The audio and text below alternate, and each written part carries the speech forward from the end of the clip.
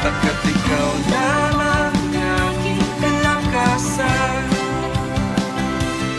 sa piling mo tagumpay ko'y naranasan.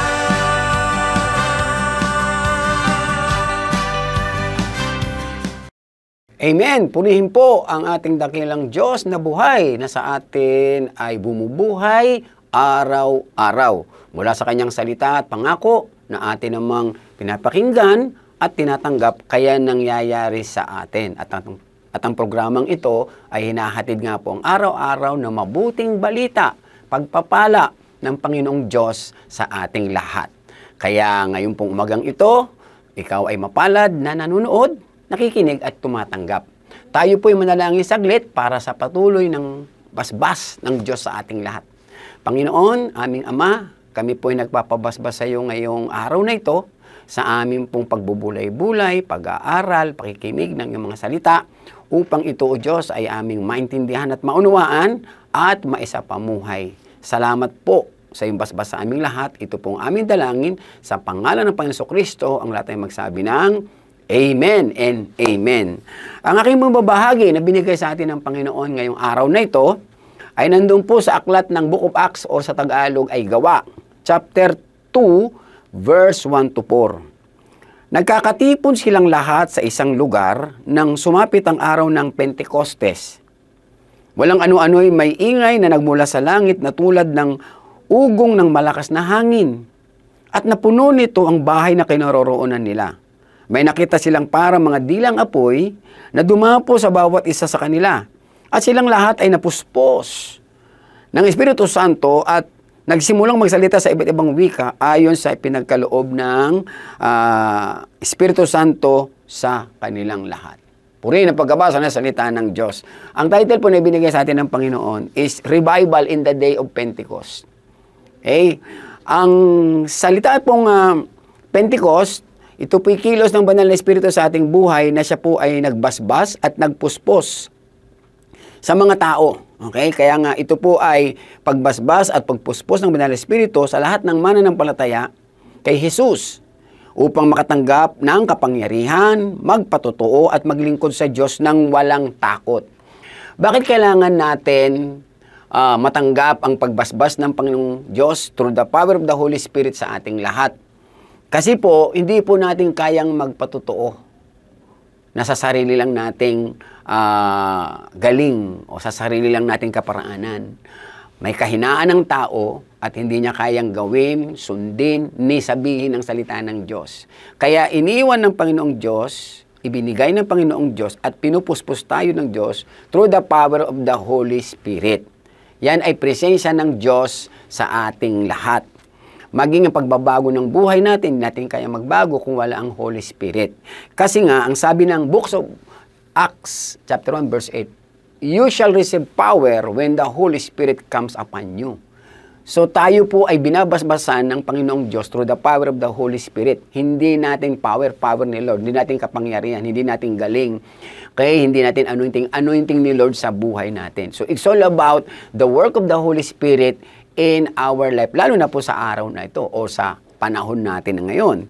Ito po nire-revive ng Panginoon. Kasi, ang ibig sabihin ng revive ay muling binuhay o nabuhay na muli o nanunumbalik.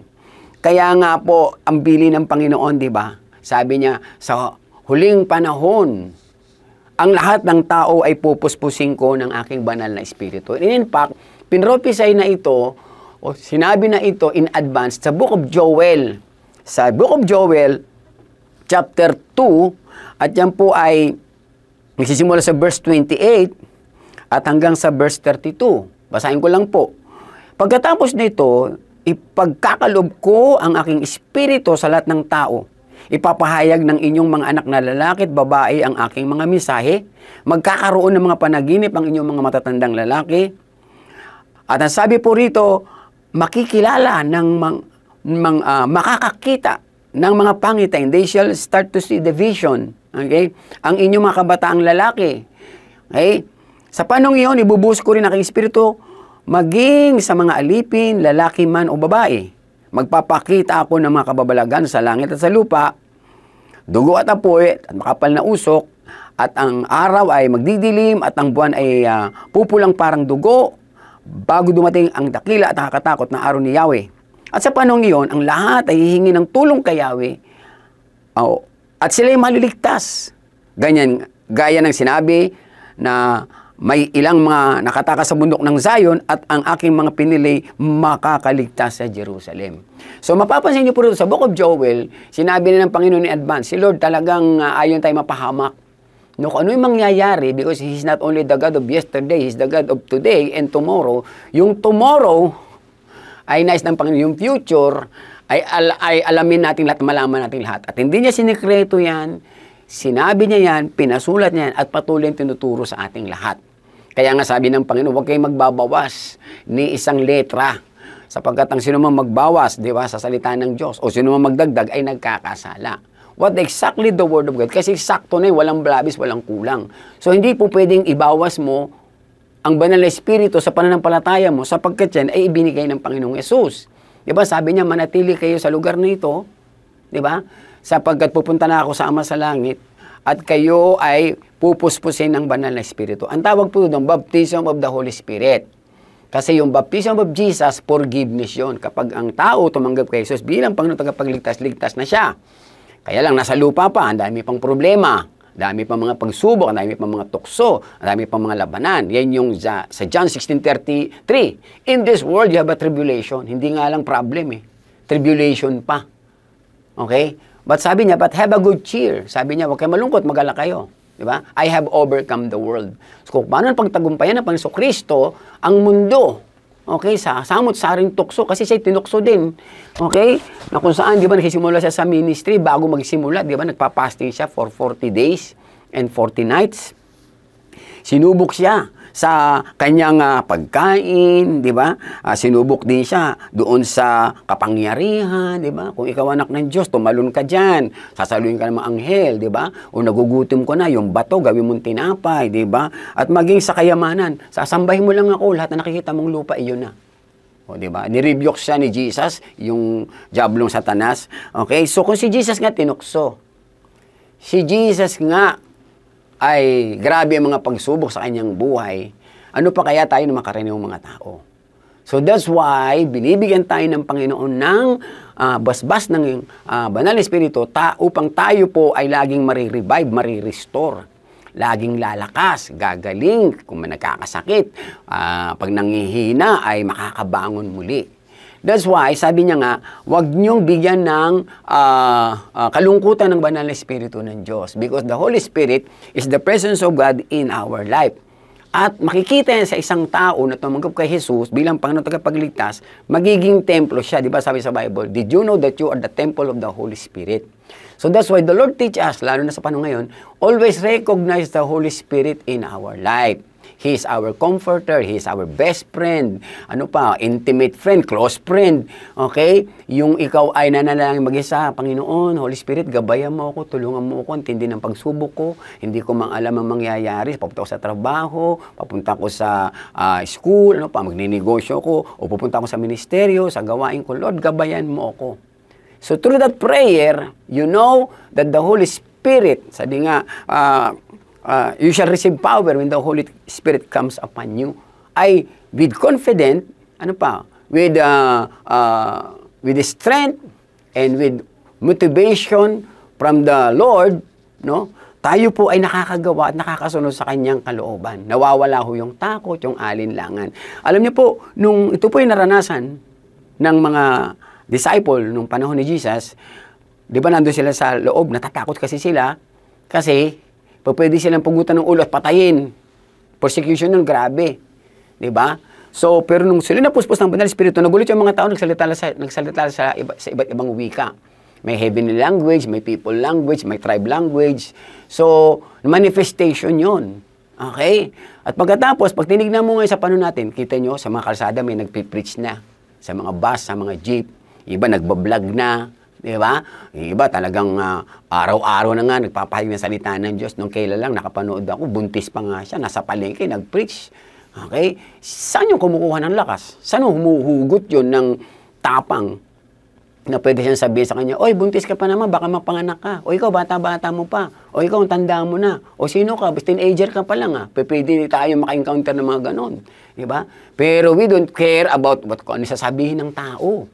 Because of the Holy Spirit in our life, we will become a anointed man and women of God, okay? And we have authority and boldness as a lion, sabi nga, di ba? So, kaya napaka-importante na matanggap natin ang basbas ng Panginoon. At sa church natin, at sa mga churches ng buong body of Christ, nagkakaroon niya ng mga schedule, magkakaroon kung kailan ng Power-Filled Life Seminar, iba naman is Life in the Spirit Seminar, na ang purpose niyan, ma-revive, mabuhay muli, namamatay na ba pananampalataya? Namamatay na ba ang pag-asa? Namamatay na ba ang kasipagan? So pag nare-revive tayo, okay, binubuhay ulit ng Panginoon yan, at kaya pinupuspos tayo para hindi mawala, hindi mamatay, hindi tumigil. Kasi ang anointing ng Lord sa atin, katulad ho yan ng dinamo. Okay? Na habang ginagamit po natin, lalong lumalakas, lalong nagliliwanag. No? Sa ibang translation nga dyan, dunamis power of God. No? Na kung saan habang ginagamit mo yan, ay patuloy na nagle-level up, lumalakas, tumitindi po yung anointing. Siyempre, sumasabay yung faith mo doon. Kaya nga, kahit anong persecution, kahit anong mga hadlang, kahit anong mga pagkasalita na masasakit sa atin, kahit anong mga pagbibintangan, everything, para ikaw lang ay manlumo, hindi mo na ma-entertain yun, hindi mo na mapapansin yun. Kasi sigaw ng mga demonyo yun di ba? Nasirain ka, i-discourage ka. But if you receive the revival, okay, through the power of the Holy Spirit, you will become unstoppable. Amin po ba? Kaya kung man ay bago, matagal na. Minsan nga, yung mga bago, yung pa mga matitindi, di ba? Kaya yung matatagal, nire-revive ng Lord, di ba? Sabi niya, wag mong kalimutan. Ibalik mo yung dati mong ginagawa. Wag kang manlamig, wag kang mainit, kasi isusuka ka ng Diyos, di ba? Kaya sabi ng Panginoon, tanggapin mo muli ang pagpuspos, pagbasbasay ng Panginoon para ma-revive ka. O lalo na kung ikaw ay leader sa church. Lalo na kung ikaw ay naglilingkod na sa Panginoon. Amen. At sabay-sabay na ito po'y tanggapin nating lahat. Wala hong naiwan doon nung binasbasan ito ng Diyos noong panahon na yun. At ngayon po, yan po ay laging binabalik ng Panginoon. To the point, araw-araw, may nare-revive nga sa bahay lang eh. Ikaw, wala manonood ka rito, ikaw lang mag-isa, hindi mo ba alam, nare-revive ka na? O nga no, kahit anong mangyari pala. Di ba? Anyway, ito pinakamahalaga. Na tayo po ay mag-instrumento ng Diyos, maggamit ng Diyos, at tayo po binibless naman ni Lord kung ano po yung kailangan natin dito sa lupa. Amen po ba? Kaya nga, ito pa maganda. Sabi niya, nung sinabi na to sa Book of Acts, mula sa Book of Joel, okay, ibabalik, okay, ang kabuhayan, ang kalusugan, ang kasaganaan, ang kapuspusan ng Panginoon sa buong buhay mo, kaligtasan, at kapangyarihan ng Panginoong Diyos sa buhay mo. So, kapag ikaw, ako, tayong lahat, ay nagkaroon ng panunumbalik, pagkabuhay muli mula sa kapangyarihan ng Diyos at pagkapuspos ng Diyos, nagagamit po tayo ng Panginoon. Ito po yung mightily, okay, effectively, and fruitfully sa ministry. Saan pa? Sa bahay, in our households. Hindi natin natatakot magpatotoo. Hindi na tayo nahihiya o nag-aalinlangan pa.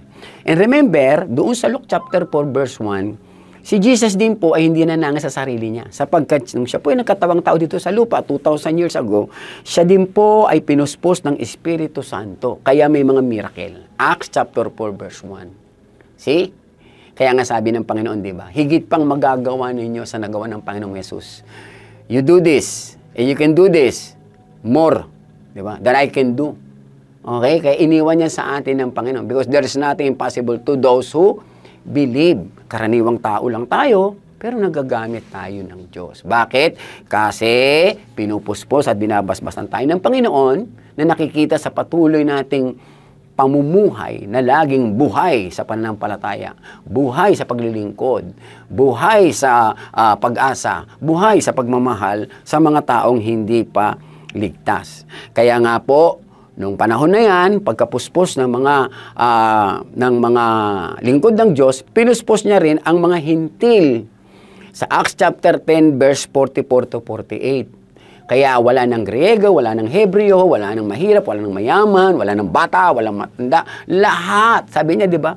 Ang mga batang babae, mga batang lalaki, di ba? Even the elders, the believers. So, hindi po pwede na, hindi sila lang po.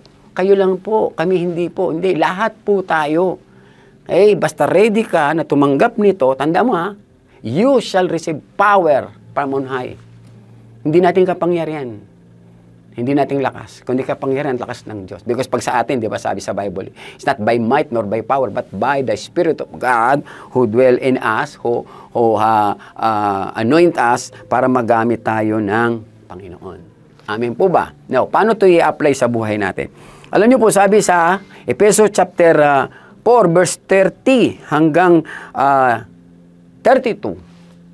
At huwag ninyong saktan ang kalooban ng Espiritu ng Diyos, sapagkat siya ang tatak ng Diyos sa inyo, ang katibayan na kayo'y tutubusin pagdating ng takdang araw. O, biro mo, siya yung ating tatak. Di ba sa mundo, magkakaroon ng tatakan, 666 o Antichrist eh. Pero tayo, tinatatakan na tayo ni Lord through the Holy Spirit. Kaya wag daw natin siyang i-grieve.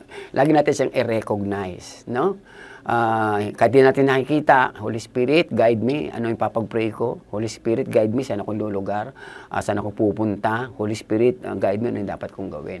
So, meron kang personal guidance. Di ba? So, meron kang personal teacher, comforter. Di ba? Nandyan siya. Ang Panginoon di tayo iniwan. Kaya sabi niya, pag kayo ay na-revive na, alisin na ninyong lahat ng mga sama ng loob, galit, puot. Huwag na kayong mambubulyaw o manlalait o mananakit ng damdamin ng kapwa. Sa halip, ito na ang mangyayari. Maging mabait kayo at maunawain, mapagpatawad kayo sa isa't isa, tulad ng pagpapatawad sa inyo ng Diyos dahil kay Kristo. Tingnan niyo po, ang taong na-revive ng Holy Spirit, okay, ano sabi ron? Magiging maawain, magiging mapagpatawad, magiging mabait. Okay? At sabi rito, dahil kung paano silang pinatawad ng Panginoon, ganun din ang mangyayari sa kanila ngayon. So kung Diyos nga nagpapatawad, tayo pa kaya. Kaya ang tao po na na-revive sa Holy Spirit, yung fruit of the Holy Spirit ay nananahan po sa Kanya. Hindi nahihiya, hindi natatakot. With boldness and authority, nagagamit siya ng Panginoon. Then he and she will become an instrument, vessel, and mouthpiece of God. Iligtas ang mga dapat iligtas. Ipahayag ang kaligtasan ng Diyos sa lahat ng tao sa buong sansinukob. Kasama ka, kasama tayong lahat, kasama pamilya natin, kasama yung mga kaklase natin, kasama natin sa trabaho. Amin po ba? Kaya lagi po tayong magpapuspos. Okay? Lagi po tayong manahan. Sabi nga, magbabad sa presensya ng Panginoon. And sabi ng Panginoon, you will become ready in season and out of season. Lagi ka magiging handa. Amen po ba? At handa na rin tayo sa pagbabalik ng Panginoon. Amen. So, purihin po ang kanyang salita. Nawa po ito po ating matanggap. At hayaan mo na ikaw ay puspusin ng Diyos, ng kanyang banal na Espiritu sa iyong buhay. Okay, kung meron ka ng speaking in tongues, you can speak, you can pray. Amen po ba? So, nais ko pong manalangin. Hallelujah. Panginoong Diyos, basbasan mo po kaming lahat at patuloy mo kami, Lord, i-revive on our relationship to the Holy Spirit para magamit mo kaming lahat, Lord, na hindi natatakot, di nag-aalinlangan, di nahiya. Because, Lord, in all power, in all authority, in all boldness, Lord God, we speak the word of God in truth, in love. Thank you, Lord, that you will continue to anoint us and baptize us, Lord, in the Holy Spirit. Amen. At hayaan mo po, Panginoon, na kami po, Lord God, ay maggamit mo. We are the temple of your Holy Spirit. Thank you, Lord God. And this is we pray in Jesus' name. And everybody say, Amen and Amen. Kapag kayo po ay nakakaramdam ng pagpuspos ng Diyos, you can pray. Okay? Pag meron ko kayong speaking in tongues na binibigay sa inyo ng Panginoon, you can pray. Okay, let's pray. Para ikaw ay patuloy na lumakas ng lumakas. Amen. Maraming po salamat. God bless you all. At ang lahat ng mga puspos ay gagamitin ng Panginoon ng lubos. God bless you all. God bless po mga kababayan at bayan. Amen and amen.